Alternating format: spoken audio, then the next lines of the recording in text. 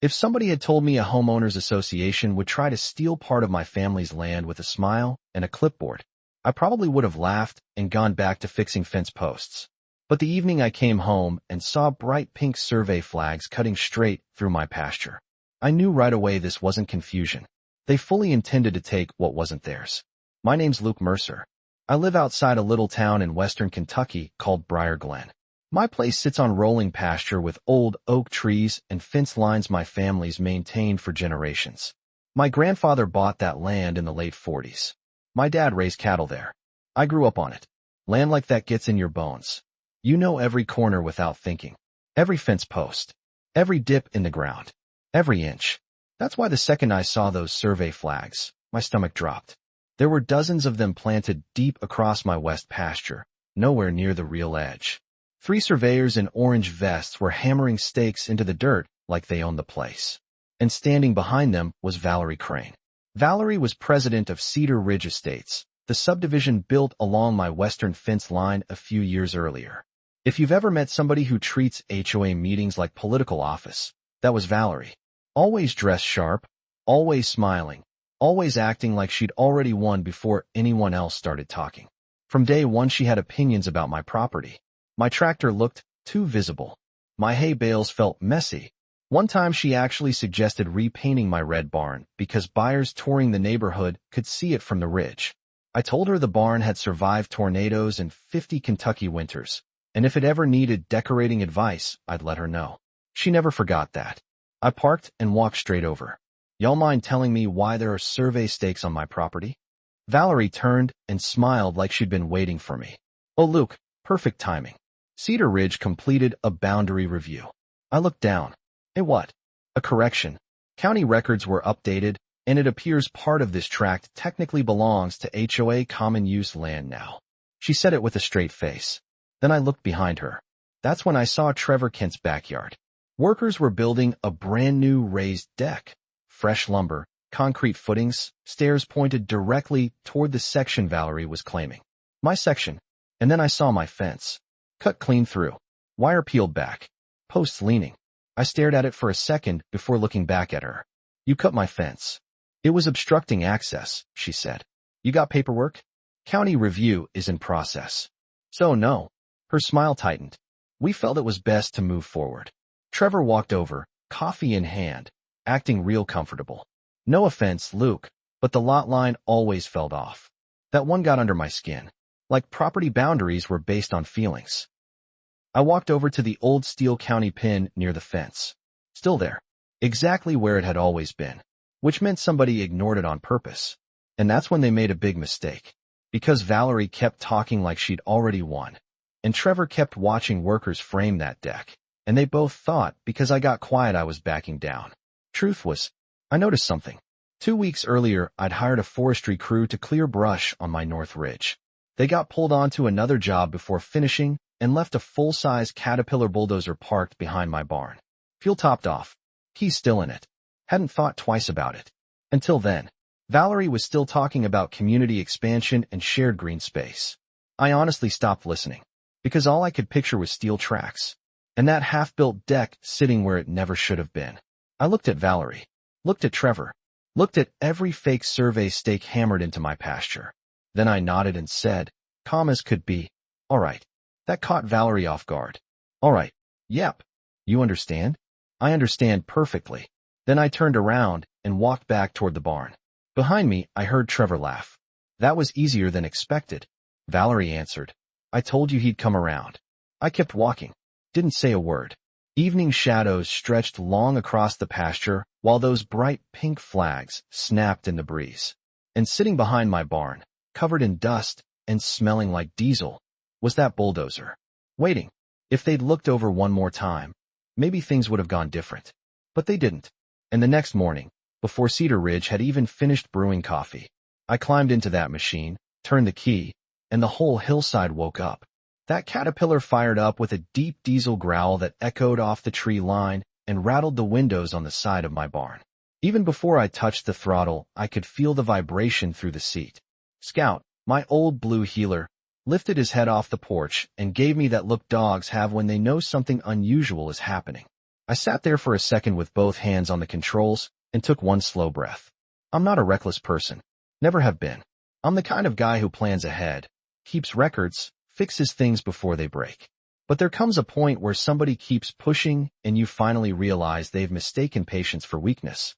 And Valerie Crane had done exactly that. I eased the machine out of the shed and rolled down toward the west pasture. The sun had barely cleared the ridge. The grass still looked silver from the morning dew. And over by Trevor Kent's place the framing crew was already back. Pickup trucks parked. Lumber stacked. Nail guns out. Trevor stood near the unfinished deck with a coffee mug in one hand talking to a contractor. Then somebody looked up and froze. Trevor turned, saw me, and his whole body locked up. The bulldozer kept moving. Not fast. Didn't need to. By the time I crossed into the pasture, every single worker had stopped what they were doing. Valerie came through Trevor's side gate, holding her clipboard. Her smile was there for maybe half a second, then gone. She started walking toward me, then waving, then nearly jogging. I lowered the blade just enough to skim the ground. Valerie shouted, "Luke, what are you doing?" I leaned out and yelled back, "Boundary correction." Trevor nearly dropped his coffee. A contractor laughed before realizing nobody else was. Then I pushed forward. The first row of bright pink survey stakes snapped flat under the tracks. Wood splintered. Flags flew. The blade skimmed dirt and peeled through every fake marker they planted the day before. One surveyor backed up muttering, "You've got to be kidding me." Valerie screamed over the engine. Didn't matter. I kept going. Every stake, every ribbon, every fake corner they hammered into my pasture disappeared. Trevor started yelling, "Luke, stop." I stopped just long enough to look at him. "Yesterday you seemed real comfortable with this." Then I turned toward the deck. That got everybody moving. Contractors jumped back. Trevor stumbled toward the yard. Melissa Kent came flying out the back door holding her phone. The unfinished deck looked expensive. Fresh beams, brand new concrete footings, custom railing posts, and nearly half of it sat on my land. Valerie actually stepped in front of the machine. "Hands up. Luke Mercer, if you touch this structure, I swear I'll sue you." I idled and looked down at her, then pointed toward the original county marker sticking out of the dirt 15 feet away. "Move." She didn't. Trevor yelled behind her. Melissa kept shouting into her phone. A contractor dropped his tool belt and started backing off like he wanted absolutely no part of any of it. Then old Mr. Darnell from across the road yelled loud enough for everybody to hear, "Valerie, unless you want to become lawn decoration, move." That finally did it. She jumped aside, and I lowered the blade. The first push cracked the nearest footing wide open. Concrete split. One support beam snapped sideways. The frame lurched. Trevor shouted like I'd wrecked his truck. Workers scattered. I pushed again. Harder. Boards popped loose. Railing posts snapped. The stairs twisted and collapsed sideways. Then one final push, and the entire half-built deck slid backward off my property and slammed into Trevor's yard exactly where his legal lot line started. 10 feet. Right where it belonged. Then silence. Just birds. Wind. Nobody saying a word. I backed up, raised the blade, turned carefully, then drove the machine back onto my side of the property and shut it down. The engine clicked as it cooled. Valerie marched toward me furious. Trevor right behind her. "You destroyed private property." Trevor yelled. I brushed dirt off my jeans. "No." I relocated misplaced construction materials. Melissa looked like she couldn't believe what she'd just watched. Valerie was shaking. "I'm calling county enforcement, legal counsel, the sheriff." I reached into my truck and pulled out a folder. Then my phone. And Valerie stopped talking. Inside the folder was the county certified survey I'd paid for 3 years earlier after repairing fence damage. Stamped. Signed. Recorded. Clear as day. Every inch of that pasture belonged to me. Always had. Then I unlocked my phone. Hit play. Yesterday's footage. Workers stepping through my cut fence. Surveyors placing fake markers past the county pin. Trevor directing where concrete should go. And Valerie's voice, clear enough for everybody. "Move the line another 8 feet. He won't challenge it." Trevor slowly turned toward her. Melissa looked stunned. Valerie went pale. "Luke," she started. I cut her off. "No." I held up the paperwork. "You trespassed." I pointed to the fence. "You damaged private property." Then my phone. "And I've got all of it recorded." Trevor snapped. "You told us this was approved." Valerie tried to answer. I believed no. You told us it was approved. Melissa stepped back like she suddenly didn't want to stand next to her. Then we heard another vehicle. White County truck. Inspector Raymond Cole stepped out. Big guy. Quiet. Been doing permits longer than most attorneys around here. He walked the fence line. Looked at the broken posts. Looked at the fake stakes. Looked at Trevor's damaged deck. Then nodded at me. Morning, Luke. Morning, Ray. Valerie jumped in. This man destroyed our structure. Ray bent down by the original county marker. Checked coordinates. Compared paperwork. Then opened Trevor's permit file. Long pause. Nobody moved. Finally, Ray stood up. Mr. Kent, your deck permit exceeds your legal lot line. Trevor's face dropped. Ray turned to Valerie. And there is no boundary correction on file with this county. Valerie swallowed hard. There isn't. Then Ray pointed at the broken fence. And cutting a neighboring property line before approval was a terrible idea. Trevor looked furious. Melissa looked ready to explode. Valerie looked like she might pass out. Ray turned to me. You pressing charges? And suddenly, every eye locked on me. Valerie especially. Because they all knew I had every legal reason to. I looked across the pasture. Thought about my grandfather. Thought about my dad repairing that same fence years ago. Then I looked Valerie right in the eye and said quietly, not yet. She exhaled so hard I thought she might fall over. But the day was far from over. Because Ray still hadn't gotten to permit violations. And Trevor had just started asking Valerie questions she clearly couldn't answer. By lunchtime, Cedar Ridge was about to turn on its own president. By lunchtime, the whole subdivision felt like one giant front porch. Word spread fast in Briar Glen. A bulldozer. A collapsed deck. County enforcement and Valerie Crane standing in the middle of it all. People came out quick. Cars lined both sides of Cedar Ridge Lane. Garage doors opened. Neighbors drifted onto sidewalks pretending they were casually outside while making sure they didn't miss a thing. And Valerie, she was falling apart right there in public. Ray stood beside his county truck reviewing paperwork while Trevor and Melissa stayed close. Trevor kept asking her the same thing. When did you know? Valerie avoided him. He asked again. When did you know? Melissa crossed her arms. You told us this was approved. Valerie adjusted her clipboard like paperwork might magically appear. I was handling it. Ray looked up. No, you weren't. That shut the whole street down. He held up county records. No filing. No review request. No amendment. Nothing. Valerie tried one last time. This subdivision needs more usable space.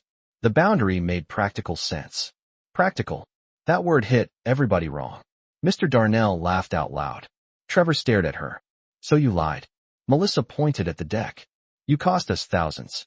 Then another neighbor spoke up. A woman named Karen Bell from 2 houses over. Wait. If Valerie never filed our patio approval last year, then what happened there? Heads turned. Another homeowner chimed in. What about our retaining wall? Then another.